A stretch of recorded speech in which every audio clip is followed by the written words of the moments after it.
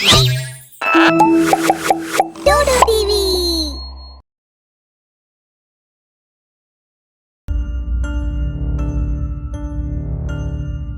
रोहित सचिन और विनीत काले ही पुना शिफ्ट होइथिले। तीन जनकर गोटे कंपनी रे चाकरी होइथिला आउ तीन जन बहुत भल सांग थिले। गोटे घर भड़ारे निया गला। से घरे तीनटा रूम थिला, गोटे खोला छात आउ घरर अगणारे गोटे बड़ गछ थिला। प्रथम रातिरे ही तीन जन पार्टीर प्लान कले आउ मद नहीं छात उपरे बसी पीबाकू लागिले। केते बढ़िया घर आउ केते सुंदर पवन बहुची। पवन कोठी बहुची भाई, एते जल्दी निशा ही गला कि? तीन जन जाक हसीबाकू लागंती। कॉलेज कथा बहुत मन पड़ती सांग, केते मजा करुथिले ना। मने अछि जेबे फर्स्ट ईयर पिला को रैगिंग करुथिले, गोटे पिला पैंट रे ही मुतेइतिला। तीन जन जाक कॉलेज कथा मने पकाई हजी जाइथिले आउ धीरे धीरे राति सेमानकु निज अख्तियार को नेउथिला। गछरु बाहरी थिबा शाखा एमिति लागुतिला जेमिति कोनोसी भूतुणी सेमानकु निज पाखकु डाकुची। बहुत निशारे तीन जन निज निज रूम को सोइबाकू चली गले। विनीत निज रूम र लाइट बंद कला आउ चादर घोड़ाई होई सोई गला। किछि समय परे ताकू लागिला जेमिति केही जणे ता चादर टाणुची। किए किए एठी? सचिन, रोहित? से बहुत निशारे थिला। से आउ थरे चादर घोड़ाई होई गला आउ सोई गला। आउ सीधा सकाळु ता आखि खोलिला, किंतु जेमिति से सकाळु उठिला ता विस्मयर सीमा रहिला नाही। से निजको अगणारे थिबा गछ तळे पाइला। से भाबिबाकू लागिला से तो सोईथिला ता रूम रे, पुणी एठाकू केमिति आसिला। तापरे ताकू लागिला से रातिरे एते मद पीथिला कि से बोध हुए रूम को ही जाई नथिला। से सचिन आउ रोहित रो रूम को जाई देखिला कि दुई जण तो सोईथिले। से काहाको किछि कहिला नाही आउ तीन जण ऑफिस चली गले। रातिरे पुणी तीन जण पार्टी कले आउ सकाळे पुणी विनीत निजको सेही गछ तळे सोईबार पाइला। ताकू ये बहुत अद्भुत लागिला। ताकू बुझा पड़ नथिला कि ये कौन हेउची। से एकथा सचिन आउ रोहित को कहिला, भाई माने दुई दिन हैला मो सहित बहुत अद्भुत घटना घटुछि। अद्भुत लोकंक सांगरे अद्भुत घटना ही हेबो ना मो भाई। सचिन आउ रोहित हसिबाकू लागिले।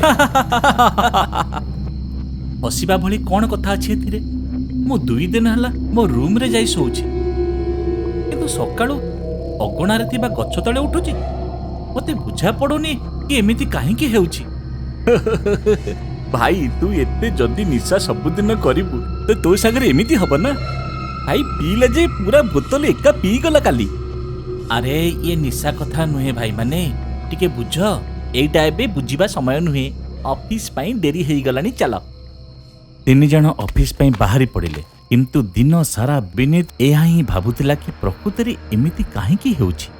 ये प्रकृतरे रातिर निशा कारणरु हेउ नाही तो? बोध हुए लोक माने ठीक कहउचंती। गोटे पूरा बोतल पीले बोध हुए एतिकी निशा ही रहिता। से एहा भाबी बाकी चिंता मुंडरू बाहर करदेला आउ रातिरे पार्टी न करी तीन सांग सोइबाकू चली गले। ता परदिन जेतेबेले विनीत उठिला से निजको पुणी सेही गछ तळे पाइला। ताकू डर लागिला।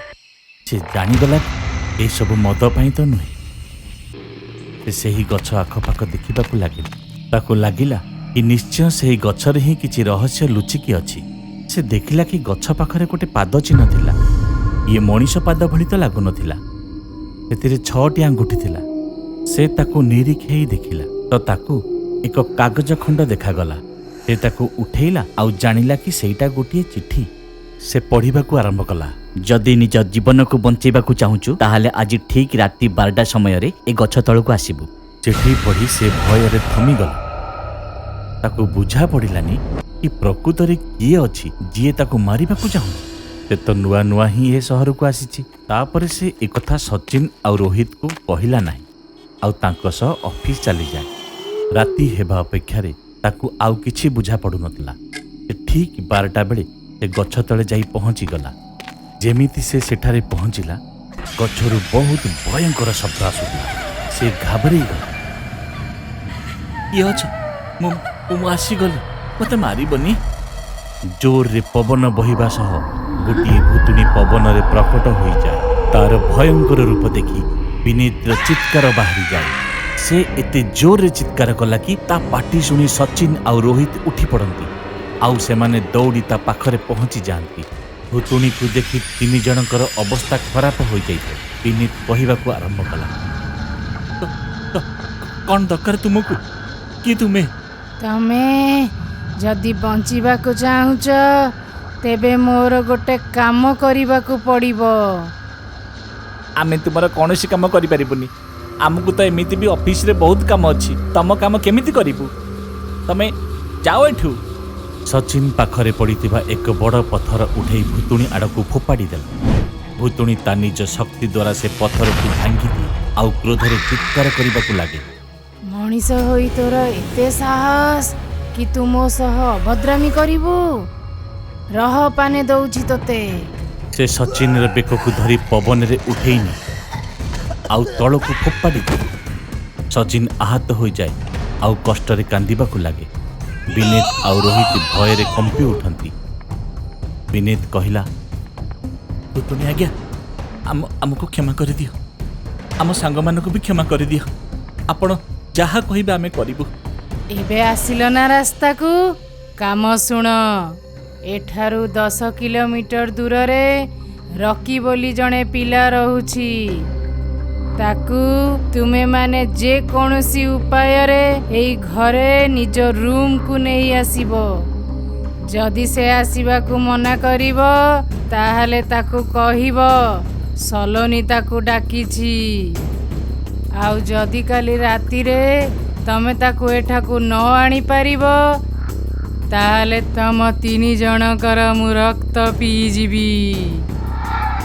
ଭୁତୁଣୀ ରକିର ଆଡ୍ରେସ୍ ବତାଏ ଆଉ ଉଭାନ ହୋଇଯାଏ। 3 ଜଣ ଯାକ ଚିନ୍ତାରେ ପଡ଼ିଯାନ୍ତି। ପ୍ରକୃତରେ ସେ ଏ କାମ ସେମାନଙ୍କୁ କାହିଁ କହିଲା? ଆଉ ଏ ସଲୋନୀ କିଏ? ନିଜର ଜୀବନ ବଞ୍ଚାଇବା ପାଇଁ ତା ପରଦିନ ରାତିରେ ରକିକୁ ଖୋଜିବା ପାଇଁ ବାହାରି ପଡ଼ିଲେ। ଭୁତୁଣୀ ଦେଇଥିବା ଆଡ୍ରେସରେ ପହଞ୍ଚି ରକି ସାଙ୍ଗରେ କଥା ହୁଅନ୍ତି, କିନ୍ତୁ ରକି ସେମାନଙ୍କ ସହ କୁଆଡ଼େ ବି ଯିବାକୁ ମନା କରିଦିଏ। ପୁଣି ବିନୀତ କହେ, ରକି ଭାଇ, ତୁମକୁ ସଲୋନୀ ଡାକିଛି। ସେ ଆମକୁ ଏଠିକି ପଠେଇଛି। ସେ ତୁମକୁ ବହୁତ ମନେ ପକାଉଛି। ଆଚ୍ଛା, ସଲୋନୀ ଡାକିଛି? ପାଗଳ, ଆଗରୁ କ'ଣ କହିପାରୁନଥିଲୁ? ଚାଲ। ସଲୋନୀର ନାଁ ଶୁଣି ରକି ତାଙ୍କ ସହ ଯିବାକୁ ପ୍ରସ୍ତୁତ ହୋଇଯାଏ ଆଉ 4 ଜଣ ଯାକ ସେହି ଘରେ ଯାଇ ପହଞ୍ଚି ଯାଆନ୍ତି। ସେ ଘର ଦେଖି ରକି ଚମକି ପଡ଼େ ଆଉ ତାଙ୍କୁ ପଚାରେ, ଏ ଘରକୁ କାହିଁକି ଆଣିଛ ମୋତେ? ସଲୋନୀ କେବେଠୁ ଏଠାରେ ରହିଲାଣି? ସେ ଏଠି ହିଁ ରହୁଛି। ତମେ ଭିତରକୁ ତ ଯାଅ। ବିନୀତ, ସଚିନ ଆଉ ରୋହିତ ରକିକୁ ବିନୀତର ରୁମକୁ ପଠାଇ ବାହାରୁ ଦୁଆର ବନ୍ଦ କରିଦିଅନ୍ତି। ଯେମିତି ରକି ଭିତରକୁ ଗଲା, ଭୁତୁଣୀ ସେଠାକୁ ଆସି ଆଉ ଖୁବ୍ ଜୋରରେ ହସିବାକୁ ଲାଗିଲା। ରକି ଭୟରେ ଲାଲ ହୋଇଗଲା। ତାକୁ ବୁଝା ପଡ଼ିଲା ନାହିଁ କି ତା ସହ ଇଏ କ'ଣ ହେଉଛି। ସେ କହିଲା, ନିଶା, ତମେ? ହଁ, ମୁଁ ନିଶା। ମୋତେ ଜଣାଥିଲା କି ସଲୋନୀର ନାଁ ଶୁଣି ତୁ ନିଶ୍ଚୟ ଆସିବୁ। ତା ଚକ୍କରରେ ତୁ ଛାଡ଼ି ଦେଇଥିଲୁ ନା ମୋତେ। ଏବେ ମୁଁ ନିଜର ପ୍ରତିଶୋଧ ନେବି। ମୋତେ କ୍ଷମା କରିଦିଅ ନିଶା। ତୁମେ ଯାହା କହିବ ମୁଁ କରିବାକୁ ପ୍ରସ୍ତୁତ ଅଛି। ଏବେ ତୁ ସବୁ କରିବାକୁ ପ୍ରସ୍ତୁତ ଅଛୁ। ଯେବେ କହିଥିଲି ସେତେବେଳେ ମୁହଁ ବୁଲେଇ ଦେଇଥିଲୁ ନା। ସେ ଜୋର ଜୋରରେ ହସିବାକୁ ଲାଗେ ଆଉ ରକିର ଛାତିରେ ନିଜର ନଖ ଭୁଷି ଦିଏ। ରକି ଯନ୍ତ୍ରଣାରେ ଛଟପଟ ହୁଏ। ଏ ଯନ୍ତ୍ରଣା ବୁଝିପାରିଲୁ? ଏବେ ଘାଣ୍ଟି ଘାଣ୍ଟି ମାରିବି ତୋତେ। ଭୁତୁଣୀ ନିଜ ନଖକୁ ତା ଗଳାରେ ଭୁଷି ଦିଏ। ରକି ଯନ୍ତ୍ରଣା ପାଇ ପାଇ ଜୀବନ ହାରିଦିଏ। ଭୁତୁଣୀ ତା ମରିବା ପରେ ହିଁ ଶାନ୍ତ ହୋଇଯାଏ ଆଉ କିଛି ସମୟ ପରେ କାନ୍ଦିବାକୁ ଲାଗେ। ତା କାନ୍ଦ ଶୁଣି 3 ଜଣ ସାଙ୍ଗ ଭିତରକୁ ପଳେଇ ଆସନ୍ତି। ସେମାନେ ରକିର ଶବ ପଡ଼ିଥିବାର ଦେଖନ୍ତି। ଭୁତୁଣୀ ତା କାହାଣୀ ସେମାନଙ୍କୁ କହେ। ଏଇ ଘରେ ବର୍ଷେ ପୂର୍ବରୁ ମୁଁ ଆଉ ରକି ଏକାଠି ରହୁଥିଲୁ। ରକି ମୋତେ କହିଥିଲା କି ଆମେ ବାହା ହେବା ଆଉ ସବୁଦିନ ପାଇଁ ଏଇ ଘରେ ରହିବା। ସବୁଦିନ ତା ସାଙ୍ଗମାନେ ଆସନ୍ତି ଆଉ ପାର୍ଟି କରନ୍ତି। ଦିନେ ପାର୍ଟିରେ ସଲୋନୀ ନାଁରେ ଗୋଟେ ଝିଅ ଆସିଲା ଆଉ ସେ ୟା ଉପରେ ଏମିତି ଯାଦୁ କଲା କି ଇଏ ମୋତେ ଭୁଲିଗଲା। କିନ୍ତୁ ସଲୋନି ୟାକୁ ଭଲ ହିଁ ପାଉନଥିଲା। ସେ ଦିଲ୍ଲୀ ଫେରି ଯାଇଥିଲା ଆଉ ତା ସ୍ମୃତିରେ ଇଏ ମୋ ସହ କଥା ହିଁ ହେଲାନି। ଯେବେ ମୁଁ ତାକୁ ବାହାଘର କଥା କହିଲି ସେ ସଫା ମନା କରିଦେଲା। ମୁଁ ଜିଦି କରିବାରୁ ସେ ରାଗି କରି ମୋ ପେଟରେ ଛୁରୀ ଭୁଷି ମୋତେ ମାରିଦେଲା ଆଉ ଏଠୁ ପଳେଇଲା। ସେହି ଦିନଠାରୁ ମୋ ଆତ୍ମା ପ୍ରତିଶୋଧର ନିଆଁରେ ଏଇଠି ଘୁରୁଥିଲା। ପୁଣି ଗୋଟେ ବର୍ଷ ପରେ ତମେ ସବୁ ଆସିଲ ତ ମୋତେ ଲାଗିଲା କି ଏବେ ମୋ ପ୍ରତିଶୋଧ ପୂରା ହେବ ଆଉ ମୋତେ ମୁକ୍ତି ମିଳିବ। ଏହା କହି ରୁକ୍ମିଣୀ ସେଠାରୁ ଅଦୃଶ୍ୟ ହୋଇଗଲା ଏବଂ 3 ଜଣ ସାଙ୍ଗ ଏବେ ସେଇ ଘରେ ଖୁସିରେ ରହିବାକୁ ଲାଗିଲେ। ଗୋଟିଏ ପିଶାଚିନୀ ମୁଖିଆଙ୍କୁ ମାରିବାକୁ ଯାଉଥିଲା। ମତେ ଛାଡ଼ି ଦିଅ, ବଞ୍ଚାଅ, କେହି ମତେ ବଞ୍ଚାଅ। ପିଶାଚିନୀ ମୁଖିଆଙ୍କୁ ଧରିନେଲା ଆଉ ତାକୁ ମାରିବାକୁ ଯାଉ ହିଁ ଥିଲା କି ମୁଖିଆଙ୍କ ନିଦ ଭାଙ୍ଗିଗଲା। କଥାଟା କିଛି ବର୍ଷ ପୂର୍ବର। ଏଇ ଗାଁ ବି ଅନ୍ୟ ଗାଁ ପରି ହସ ଖୁସିରେ ଥିଲା। ଶୀଘ୍ର ଶୀଘ୍ର କାମ କର ଭାଇ, ତାପରେ ରେଡି ହେଇ ବାହାଘର ଭୋଜିକୁ ଯିବାର ଅଛି। ହଁ ସାଙ୍ଗ, ମୁଁ ବି ସେଥିପାଇଁ ଉତ୍ସାହିତ। 3 ଦିନରୁ ଗାଁରେ ଅନ୍ୟ ପ୍ରକାର ଖୁସିର ପରିବେଶ ଥିଲା। ଗାଁରେ ଗୋଟିଏ ବାହାଘର ଥିଲା। ସମସ୍ତ ଗାଁ ଲୋକଙ୍କ ଠାରୁ ଅଧିକ ଉତ୍ସାହିତ ରାମଧୀର ଥିଲା। ଥିବନି କାହିଁକି, ବାହାଘର ତାର ହିଁ ଥିଲା। ମାଉସୀ ଶୀଘ୍ର କର, ବାହାଘରର ସମୟ ହେଲାଣି। ହଁ ବାସ୍ ତ ମଉସା ବେଶୀ ସମୟ ଲଗାନ୍ତି ରେଡି ହବାକୁ। ଏପଟେ ତୁରି ମହୁରି ସହିତ ବଧୂ ମଣ୍ଡପରେ ପହଞ୍ଚିଲା ଆଉ ସେପଟେ ବରର ସାଙ୍ଗମାନେ ଆକାଶକୁ ଗୁଳି ଚଲେଇଲେ। କିଛି ସମୟରେ ସେଇଠି ହାହାକାର ହେଇଗଲା। ଦେଖୁ ଦେଖୁ ପୁରା ମଣ୍ଡପ ଜଳିବାକୁ ଲାଗିଲା ଆଉ 2 ଜଣଙ୍କର ମୃତ୍ୟୁ ହୋଇଗଲା ଆଉ 12 ଜଣ ଗୁରୁତର ଆହତ ହୋଇଗଲେ। ଆମ ଗାଁରେ ବହୁତ ବଡ଼ ଦୁର୍ଘଟଣା ହେଇଯାଇଛି, ଶୀଘ୍ର ଆମ୍ବୁଲାନ୍ସ ପଠାନ୍ତୁ। ଯେମିତି ସେମିତି ଘଟଣା ଶାନ୍ତ ହେଲା ଆଉ ଦୁଃଖୀ ମନରେ ଘର ଲୋକେ ବାହାଘର କରେଇଲେ। କିନ୍ତୁ ସେ ପର୍ଯ୍ୟନ୍ତ ଗାଁରେ ଗୋଟିଏ କଥା ପ୍ରଚାରିତ ହୋଇସାରିଥିଲା କି ଏଇଟା ଅଶୁଭ ସୂଚନା। ସବୁଆଡେ କଥା ହଉଛି କି ଆମର ବାହାଘର ଅଶୁଭ। ନା ସୁଶୀଳା, ଲୋକ ତ କିଛି ବି କହିବେ, କିନ୍ତୁ ଏମିତି କିଛି ନାହିଁ, ମୁଁ ମାନେନି। ବାହାଘରକୁ ଏବେ 7 ଦିନ ବି ହୋଇନଥିଲା କି ରାମାଧୀରର ଛୋଟ ଭାଇ ମୋରୁ ତା ଆଙ୍ଗୁଳିରେ ସୁଶୀଳା ଆଡ଼କୁ ସଂକେତ କରିକି ଗଲା। ଆମ ଘରକୁ କାହାର ଦୃଷ୍ଟି ପଡ଼ିଗଲା? କଣ ଏ ଅଶୁଭ ସଂକେତର କଥାଟି ସତ? କଣ ଏସବୁ ସୁଶୀଳା କରିଛି? ଦିନେ ରାମାଧୀର କ୍ଷେତର ଫସଲ ଜଳିବାକୁ ଲାଗିଲା ଆଉ ସୁଶୀଳା କ୍ଷେତ ଆଡ଼ରୁ ଦୌଡ଼ି ନିଜ ଘରେ ପଶିଗଲା ଆଉ ତା ପଛରେ ମୁଖିଆ ଦୌଡ଼ି ଦୌଡ଼ି ଆସିଲା। ସେତେବେଳେ ମଝିରେ ରାମାଧୀର ତାଙ୍କୁ ଅଟକେଇଲା। କଣ ହେଲା ମୁଖିଆ ଆଜ୍ଞା, ଆପଣ କୁଆଡ଼େ ଦୌଡ଼ିକି ଯାଉଛନ୍ତି? ଆରେ ରାମାଧୀର, ଭଲ ହେଲା ତୁ ଏଇଠି ଭେଟିଗଲୁ। ଦେଖ ତୋ କ୍ଷେତକୁ, ତୋ ସ୍ତ୍ରୀ ନିଆଁ ଲଗେଇ ଦେଇଛି, ଏସିଡ୍ ପକେଇ ଦେଇଛି କ୍ଷେତରେ। ହଁ ମୁଁ ବି ତାକୁ ଏଠୁ ପଳେଇବାର ଦେଖିଲି। ରାମାଧୀର ନିଜ କ୍ଷେତକୁ ଜଳୁଥିବାର ଦେଖି କାନ୍ଦିବାକୁ ଲାଗିଲା। ମୁଁ କାଙ୍ଗାଳ ହେଇଗଲି, ଆପଣମାନଙ୍କ କଥା ଶୁଣିଲିନି, ତାର ପରିଣାମ ହେଉଛି ବାହାରି ଯା ମୋ ଘରୁ। ମୋ ଘରକୁ ତୁ ନଷ୍ଟ କରିଦେଲୁ, ଅଶୁଭ ତୁ। ମୋ କଥାଟା ତ ଶୁଣ। କିଛି ଶୁଣିବାର ନାହିଁ ମୋତେ। ତୋ ଜଳିଥିବା ହାତ ସବୁ ସତ କହୁଛି। ଏ ସବୁର କାରଣ ଇଏ ଅଶୁଭ, ୟାକୁ ଏଠୁ ବାହାର କର। ଇଏ ଅଶୁଭ, ୟାକୁ ଏଠୁ ବାହାର କର। ସମସ୍ତ ଗାଁ ଲୋକେ ମିଶି ସୁଶୀଳାକୁ ଗାଁରୁ ବାହାର କରିଦେଲେ। ବହୁତ ଦିନ ବିତିଗଲା, ସୁଶୀଳା କାହାକୁ ଦିଶିଲାନି। ମୁଁ ଶୁଣିଲି କି ସେ ଅଶୁଭ ମରିଗଲା। ଯେବେଠୁ ଏ ଗାଁକୁ ଆସିଥିଲା କେତେ ଲୋକଙ୍କୁ ଖାଇଗଲା ଆଉ ବିଚରା ରାମାଧୀରକୁ ତ ବର୍ବାଦ ହିଁ କରିଦେଲା। ରାମାଧୀର ନିଜ କ୍ଷେତ ପାଇଁ ବହୁତ ଚିନ୍ତାରେ ଥିଲା, କାରଣ ସେଇଟା ହିଁ ତାର ବଞ୍ଚିବାର ମାଧ୍ୟମ ଥିଲା। ସବୁ ଫସଲ ତ ଜଳିଗଲା, ଏବେ ପେଟ କେମିତି ଭରିବ?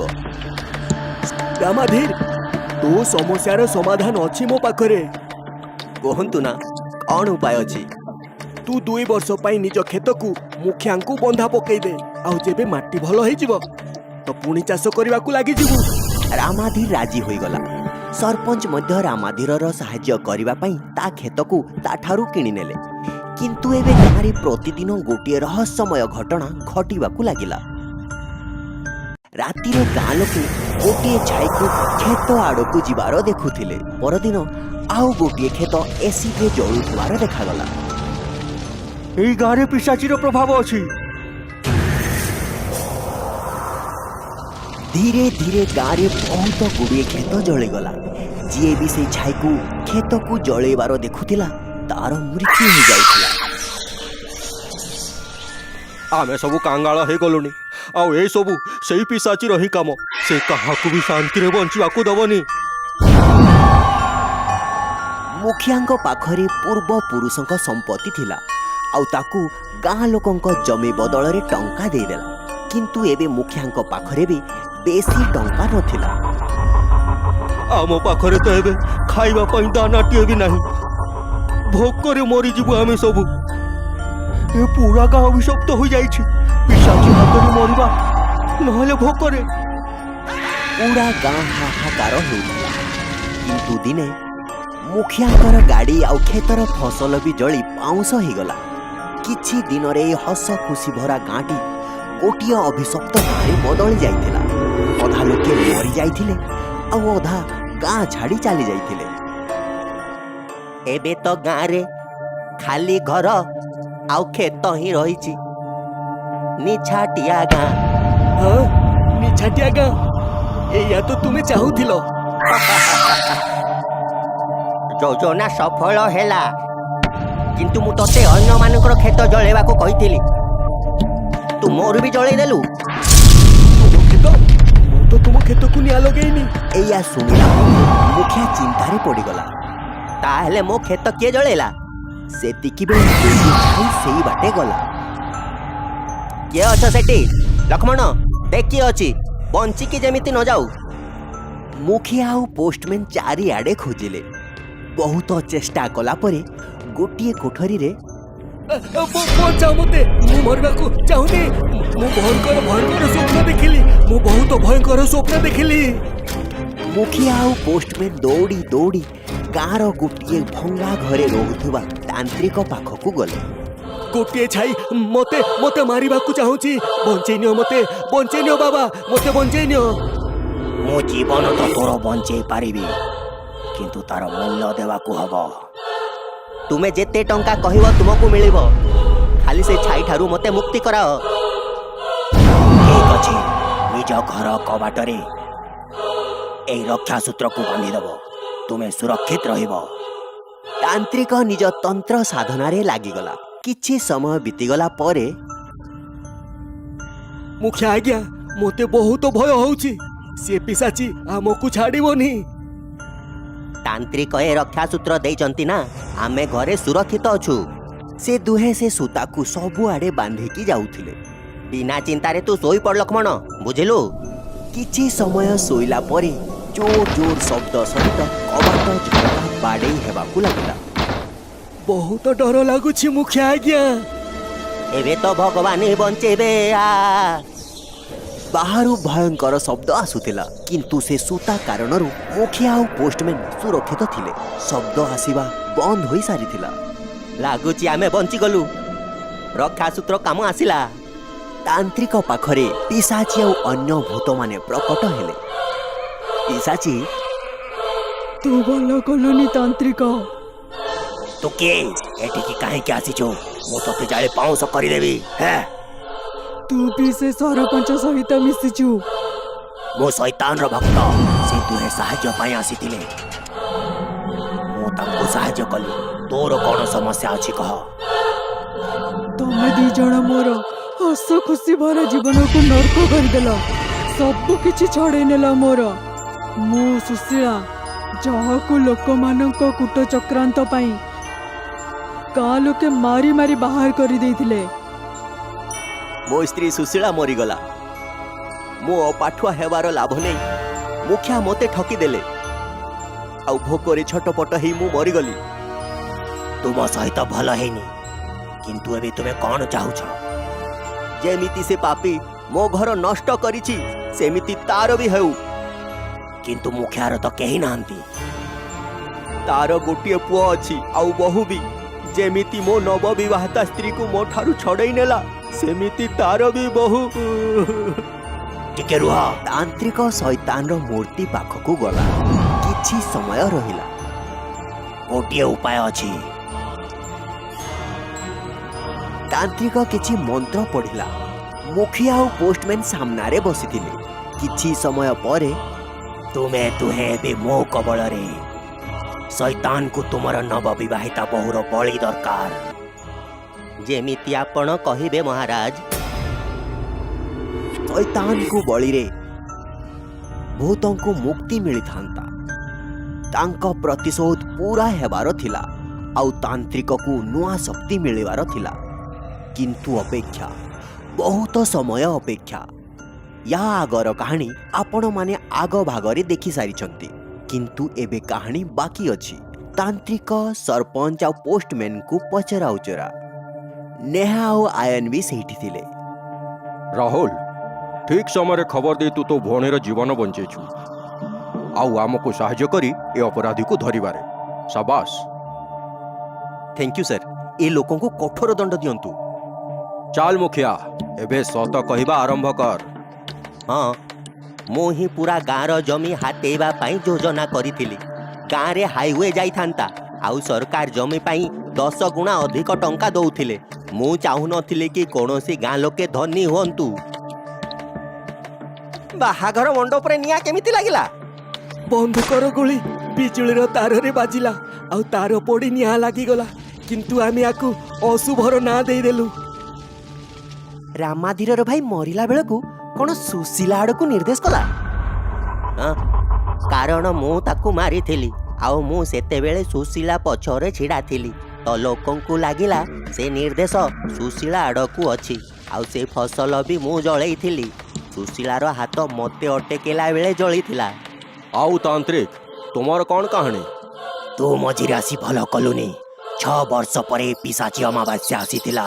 ତୁ ଆମର ପରିଶ୍ରମ ଖରାପ କରିପାରିବୁନି। ଶୈତାନର ରାଜୁତି ରହୁ।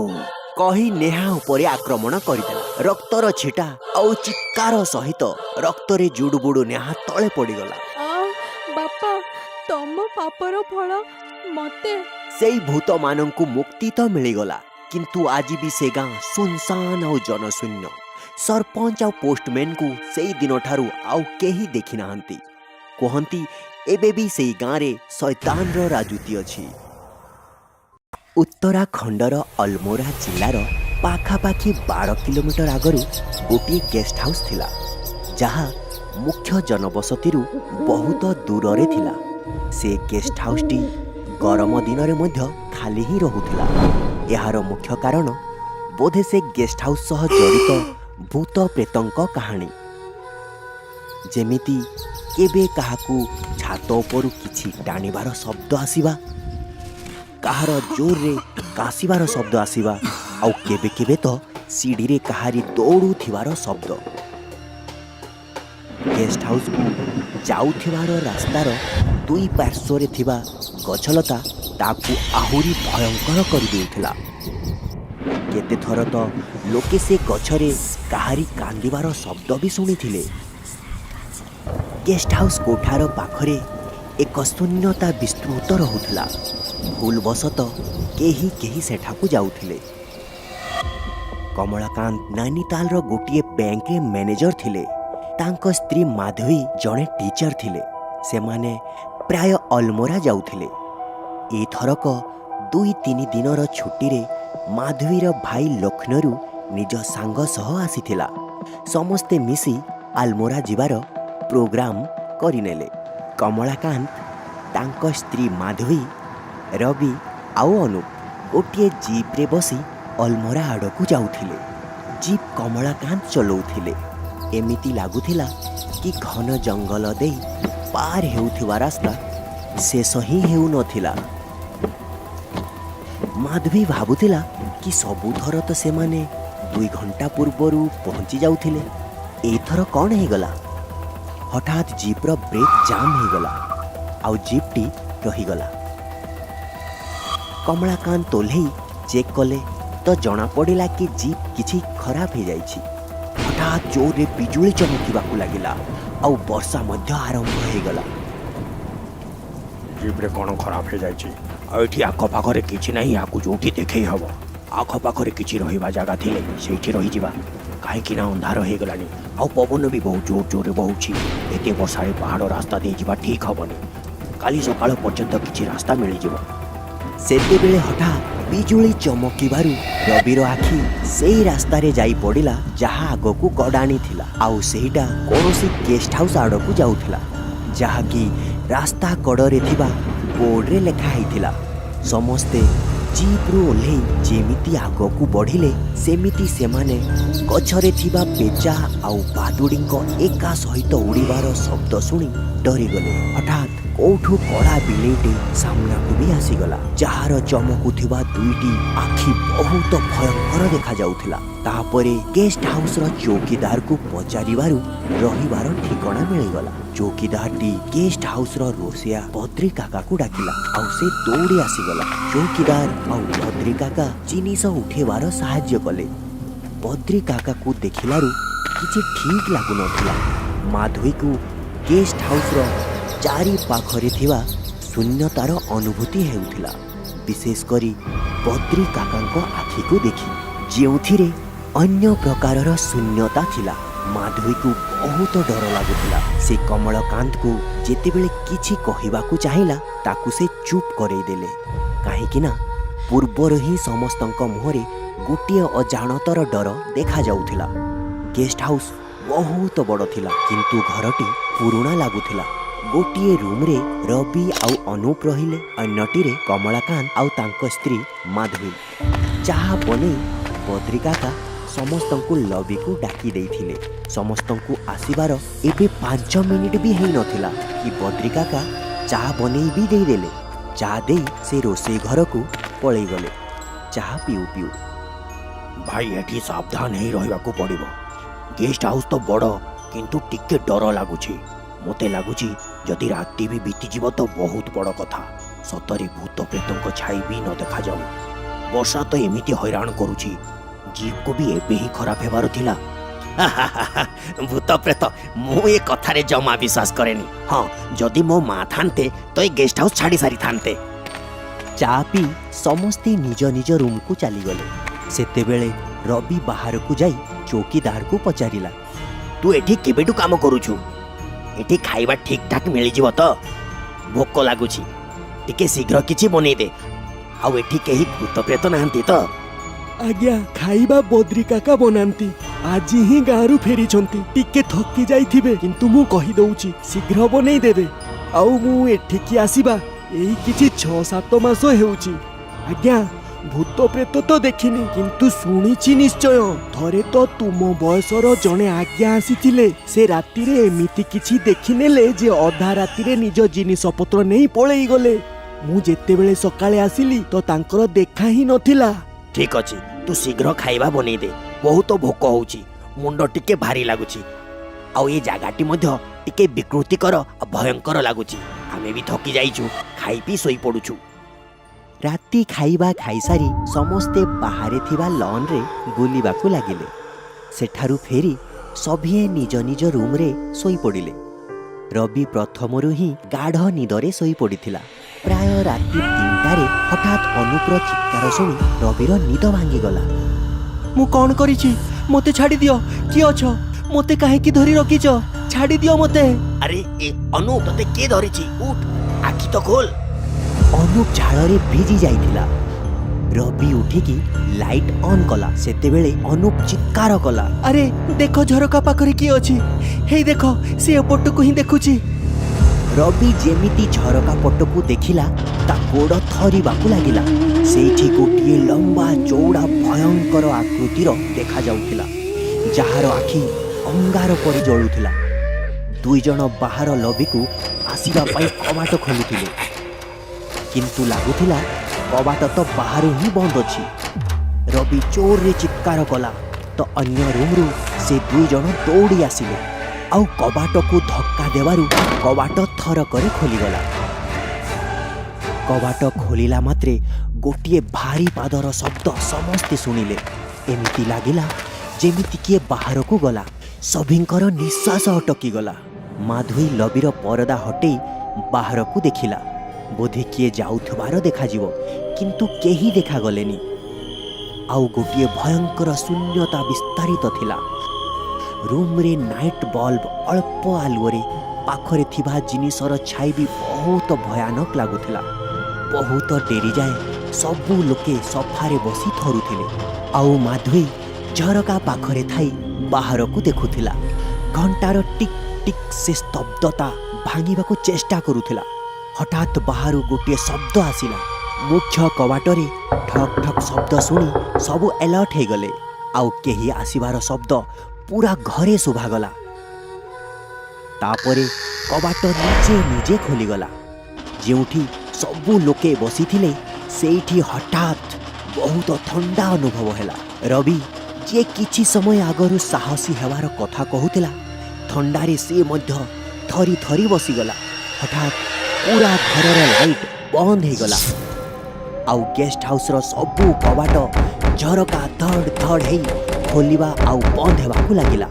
କିଛି ସମୟରେ ଯେତେବେଳେ ଲାଇଟ୍ ଆସିଲା, କୋଉ ଶବ୍ଦରୁ ଏକା ସହିତ ସମସ୍ତଙ୍କ ଆଖି ଛାତ ଆଡ଼କୁ ଗଲା, ଯେଉଁଠି ସତେଜ ରକ୍ତର ଦାଗ ପଡ଼ିଥିଲା। ମାଧୋଇର ଡର କାରଣରୁ ଅବସ୍ଥା ଖରାପ ଥିଲା। ଏବେ ଯାହା ବି ହଉ, କିନ୍ତୁ ଏଠି ଆଉ ଗୋଟେ କ୍ଷଣ ବି ରହିବା ବିପଜ୍ଜନକ। ସମସ୍ତେ ଜିନିଷ ପ୍ୟାକ୍ କର। ଯାହା ବି କରି ରାତି ଯେତେ ମହଙ୍ଗା ହୋଟେଲରେ ବିତେଇବାକୁ ହେଉ ପଛେ, କିନ୍ତୁ ଯିବା ବି କେମିତି? ଜିପ୍ ତ ଏବେ ସକାଳେ ହିଁ ଠିକ୍ ହେବ ନା। ରୁମ୍କୁ ଏକୁଟିଆ ଯିବା ପାଇଁ କାହାରି ସାହସ ହେଉନଥିଲା। ସେତିକିବେଳେ ଗୋଟିଏ ରୁମ୍ରୁ ଫାୟାରିଂର ଶବ୍ଦ ଶୁଣି ସମସ୍ତେ ସେଇ ପଟକୁ ଦୌଡ଼ିଲେ। ତ ଦେଖିଲେ ଗୋଟିଏ ରୁମ୍ରେ ସେ ମୋଟା ଜଙ୍ଗଲୀ ବିଲେଇର ଶବ ପଡ଼ିଛି, ଯେଉଁଥିରୁ ସତେଜ ରକ୍ତ ବାହାରୁଥିଲା। ମାଧୋଇ ତ ଲବିକୁ ଆସିଗଲା ଆଉ ଭୟରେ ଚେତାଶୂନ୍ୟ ହୋଇଗଲା। ନିଜ ଡରକୁ ଆୟତ୍ତ କରି ସମସ୍ତେ ତା ଚେତା ଫେରେଇ ଆଣିବା ପାଇଁ ଚେଷ୍ଟା କରୁଥିଲେ। ଯେମିତି ବି ହଉ ତାକୁ ଚେତା ଫେରି ଆସିଲା। ସେତେବେଳେ ସକାଳ 5ଟା ହୋଇଯାଇଥିଲା। କବାଟ ଖୋଲିଲା ତ ସମସ୍ତେ ବଦ୍ରି କାକାକୁ ଦେଖି ଶାନ୍ତିରେ ନିଶ୍ୱାସ ନେଲେ। କିନ୍ତୁ ମାଧୋଇକୁ କିଛି ସନ୍ଦେହ ହେଉଥିଲା। ବଦ୍ରି କାକା ସଭିଙ୍କୁ ଲବିରେ ଦେଖି ସେଠାକୁ ପଳେଇ ଆସିଲେ। ଯେତେବେଳେ ସବୁ କଥା ଶୁଣିଲେ ତ ଅତି ଶୀଘ୍ର ସେ ରୁମ୍କୁ ଚାଲିଗଲେ। ଆଜ୍ଞା, ସେଠି ତ କିଛି ନାହିଁ, ନା ବିଲେଇ ଅଛି ନା ରକ୍ତର ଦାଗ। ପ୍ରକୃତରେ ସେଠି କିଛି ବି ନଥିଲା। କାହାଣୀ ଜଟିଳ ହେଇଯାଉଥିଲା। ସକାଳ ବି ହେଇଯାଇଥିଲା। ଆଉ ବଦ୍ରି କାକା ଆସିବାରୁ ସାହସ ବି ମିଳିଗଲା। ରବି ବାହାରକୁ ଆସିଲା ତ ଚୌକିଦାର ତାକୁ କହିଲା, ଆଜ୍ଞା, ରାତିରେ ମୁଁ ଯେତେବେଳେ ଏଠୁ ଗଲି ମୋତେ ଏ ଗେଷ୍ଟ ହାଉସ୍ର ପୁରୁଣା ଚୌକିଦାର ମିଳିଯାଇଥିଲା। କଥା କଥାରେ ସେ କହିଲା କି ସେ ଏଇ ଗେଷ୍ଟ ହାଉସ୍ରେ ଅନେକ ବର୍ଷ ଯାଏ କାମ କରିଛି। ସେ ଗେଷ୍ଟ ହାଉସ୍ ବିଷୟରେ କିଛି ଅଜବ କଥା କହିଲା। ସେ କହୁଥିଲା କି ଦିନେ ଗେଷ୍ଟ ହାଉସ୍ରେ ସ୍ୱାମୀ ସ୍ତ୍ରୀ ରହିବାକୁ ଆସିଥିଲେ। 4 ଦିନ ରହିଲେ ଆଉ ସବୁବେଳେ ଝଗଡ଼ା କରୁଥିଲେ। ତାଙ୍କ ସ୍ତ୍ରୀର ଅନ୍ୟ କାହା ସହ ସମ୍ପର୍କ ଥିଲା ବୋଧେ, ସେଇଟା ଝଗଡ଼ାର କାରଣ ଥିଲା। 4ର୍ଥ ଦିନ ତାଙ୍କ ସ୍ତ୍ରୀ କିଛି କାରଣରୁ ବାହାରକୁ ଗଲା। ସେତେବେଳେ ତା ସ୍ୱାମୀ ନିଜକୁ ଗୁଳି ମାରି ଆତ୍ମହତ୍ୟା କରିନେଲା। ସେବେଠୁ ସେ ଲୋକର ଆତ୍ମା ଏ ଗେଷ୍ଟ ହାଉସ୍ରେ ବୁଲୁଛି। ସମସ୍ତେ ଏତିକି ଶୁଣି ଶୀଘ୍ର ସେଠୁ ବାହାରି ଯିବାର ନିଷ୍ପତ୍ତି ନେଲେ। ନିଜ ନିଜ ଜିନିଷ ନେଇ ଜିପ୍ରେ ବସିଗଲେ। ଆଜ୍ଞା, এই ରଡ୍କୁ ନିଜ ଗାଡ଼ିରେ ରଖିନିଅନ୍ତୁ, ନହେଲେ ତୁମେମାନେ ଏଠୁ ବାହାରି ପାରିବନି। ଭୂତ ପ୍ରେତ ଲୁହାକୁ ବହୁତ ଡରନ୍ତି। ଗେଷ୍ଟ ହାଉସ୍ର ଗୋଟିଏ ରୁମ୍ରେ ଏମିତି ବହୁତ ଗୁଡ଼ାଏ ରଡ୍ ଅଛି। ମୁଁ ଯେବେଠୁ ଆସିଛି ଏମିତି ଘଟଣା ପ୍ରଥମ ଥର ଦେଖୁଛି। କମଳକାନ୍ତ ଜିପ୍ ଷ୍ଟାର୍ଟ କରିବା ମାତ୍ରେ ଶୀଘ୍ର ଷ୍ଟାର୍ଟ ହେଇଗଲା। ସେମାନେ ବହୁତ ଆଶ୍ଚର୍ଯ୍ୟ ହେଲେ। ସେମାନେ ଭାବୁଥିଲେ କି କାଲି ଏଇ ଜିପ୍କୁ ହେଇଥିଲା କ'ଣ? କାଲି ଜିପ୍ ଖରାପ ହେବା ଏଇ ଗେଷ୍ଟ ହାଉସ୍ର ଅତୃପ୍ତ ଆତ୍ମାର କିଛି ଯୋଜନା ଥିଲା ବୋଧେ। କେବଳ ଖାଲି 10ରୁ 12 କିଲୋମିଟର ହିଁ ତ ବାକି ଥିଲା ଅଲମୋରା। ଗେଷ୍ଟ ହାଉସ୍ରୁ ବାହାରି ଟିକେ ଆଗକୁ ବଢ଼ିଥିଲେ କି ତାଙ୍କ ଜିପ୍ ସାମ୍ନାରୁ ଗଛରେ ଗୋଟିଏ ଲମ୍ବା ଚଉଡ଼ା ଛାଇଟେ, ଯିଏ କଳା ରଙ୍ଗର କପଡ଼ା ପିନ୍ଧିଥିଲା, ଡେଇଁ ପଡ଼ିଲା। ଜିପ୍ର ବ୍ରେକ୍ ହଲିଗଲା ଆଉ ଗାଡ଼ି ଗଛରେ ବାଡ଼େଇ ହେବାରୁ ବଞ୍ଚିଗଲା। ଗାଡ଼ି ସେଇଠି ଛିଡ଼ା ହେଇଗଲା। ସେ ଛାଇକୁ ଦେଖି ସଭିଙ୍କର ଚିତ୍କାର ବାହାରି ପଡ଼ିଲା। ଏମିତି ଲାଗିଲା ଯେମିତି ସମସ୍ତଙ୍କ ଶରୀର ହଠାତ୍ ଥଣ୍ଡାରେ ବସିଯାଇଛି। ଜିପ୍ କମଳକାନ୍ତ ହିଁ ଚଲାଉଥିଲେ। ସେ ଛାଇଟି ରାସ୍ତାରେ ହିଁ ଛିଡ଼ା ଥିଲା। ସେତେବେଳେ ସେମାନେ ପଛପଟୁ କେହି ଜୋରରେ ଚିତ୍କାର କରୁଥିବାର ଶୁଣିଲେ। ରୁହନ୍ତୁ ଆଜ୍ଞା, ଆଜ୍ଞା ରୁହନ୍ତୁ। ଦୁହେଁ ଚୌକିଦାର ଆଉ ବଦ୍ରି କାକା ସାଇକେଲ ଚଲେଇ ଆସୁଥିଲେ। ସେ ଛାଇଟି ଯାଇ ସାରିଥିଲା। ଆଜ୍ଞା ଗଜବ ହେଇଗଲା। ବଦ୍ରି କାକା ତ 15 ଦିନ ଛୁଟିରେ ଯାଇଥିଲେ। ଆଉ ସେ ଆସିବା ପରେ ଗେଷ୍ଟ ହାଉସରେ ପହଞ୍ଚିଲେ। ସେ ଯେବେ ଶୁଣିଲେ କି ଅତିଥି ଆସିଛନ୍ତି ତ ତାଙ୍କର ପ୍ରଥମ ପ୍ରଶ୍ନ ଏଇଆ ଥିଲା କି ଖାଇବା କିଏ ବନେଇଲା। ସେତେବେଳେ ମୋ ମୁଣ୍ଡ ଖରାପ ହେଇଗଲା କି ପୁଣି ସେ କିଏ ଥିଲା। ଆଉ ମୁଁ ବି ଡରିଗଲି। ମୁଁ ଗୋଟିଏ ଦିନ ଭୂତ ସହ ରହିଲି। ମୁଁ ଏଠି ଆପଣଙ୍କୁ ଏଇଆ କହିବାକୁ ଆସିଛି, ଯାହାକୁ ଆମେ ବଦ୍ରି କାକା ଭାବୁଥିଲୁ ସେ ଭୂତ କି ପ୍ରେତ ବା ଶୈତାନ ଥିଲା। ଏହା ଶୁଣି ସମସ୍ତେ ହଠାତ୍ ବହୁତ ବେଶୀ ଡରିଗଲେ।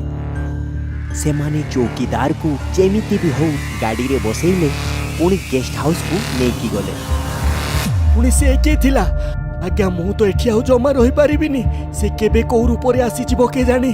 ତୋତେ ଜଣା ନଥିଲା କି ବଦ୍ରି କାକା ଛୁଟିରେ ଯାଇଛନ୍ତି? ତ ତୁ ପୁଣି କାହିଁକି ବଦ୍ରି କାକାକୁ ଡାକିଲୁ? ମୁଁ ତ ଏଇଆ ଜାଣିଥିଲି କି ବଦ୍ରି କାକା ଆସି ଯାଇଛନ୍ତି, କାରଣ ୟାଙ୍କୁ ତ କାଲି ଆସିବାର ଥିଲା। ତାପରେ ସେ କହିଲେ ଯେ କାଲି ୟାଙ୍କ ବସ୍ ଛାଡ଼ି ହେଇଯାଇଥିଲା, ସେଥିପାଇଁ ସେ ରାତିରେ ବସ୍ ନେଇ ଏବେ ଏଠି ପହଞ୍ଚିଛନ୍ତି। ଚୌକିଦାରର ଚେତା ଫେରିଲା ପରେ ସମସ୍ତେ ଆସି ଜିପ୍ରେ ବସିଗଲେ। କମଳକାନ୍ତ ଗାଡ଼ି ଶୀଘ୍ର ଷ୍ଟାର୍ଟ କରିଦେଲେ। ସମସ୍ତେ ଗେଷ୍ଟ ହାଉସରେ ଅଧା ରାତିରୁ ହିଁ ଶୋଇ ନଥିଲେ। ଏତେ ଭୟଙ୍କର ଘଟଣା ପରେ କାହାରି ଅଲମୋରା ଯିବାର ସାହସ ହେଲାନି। କମଳକାନ୍ତ ଗାଡ଼ିକୁ ଫେରେଇ ଆଣୁଥିଲେ। ପୁରା ରାସ୍ତା ସମସ୍ତଙ୍କ ଜୀବନ ବେକରେ ଅଟକି ଯାଇଥିଲା କି କେଉଁଠି ପୁଣି କିଛି ବିପଦ ନ ଘଟୁ। ଆଜି ପରଠାରୁ କୋଉଠିକି ଯିବା ଆଗରୁ ସେ ଜାଗା ବିଷୟରେ ନ ଜାଣି କୁଆଡ଼େ ଯିବାନି। ଆଜି ତ ମରୁ ମରୁ ବଞ୍ଚିଗଲୁ। ଜୀବନ ବଞ୍ଚିଗଲା ସେତିକି ବହୁତ ବଡ଼ କଥା। ଛୁଟିର ସବୁ ମଜା ଫିକା ପଡ଼ିଯାଇଥିଲା। ଓଲଟା ଗୋଟିଏ କେବେ ନ ଭୁଲିବା ପରି ଘଟଣାଟିଏ ଘଟି ଯାଇଥିଲା। ନିଜ ଘରେ ପହଞ୍ଚିଲା ପରେ ସମସ୍ତେ ଟିକେ ଆଶ୍ୱସ୍ତ ଅନୁଭବ କରିଥିଲେ। ପ୍ଲିଜ୍ ଆମ ଚ୍ୟାନେଲକୁ ସବସ୍କ୍ରାଇବ୍ କରନ୍ତୁ ଏଇମିତି ଆହୁରି ଭଲ ଭଲ କାହାଣୀ ପାଇଁ। Thank you.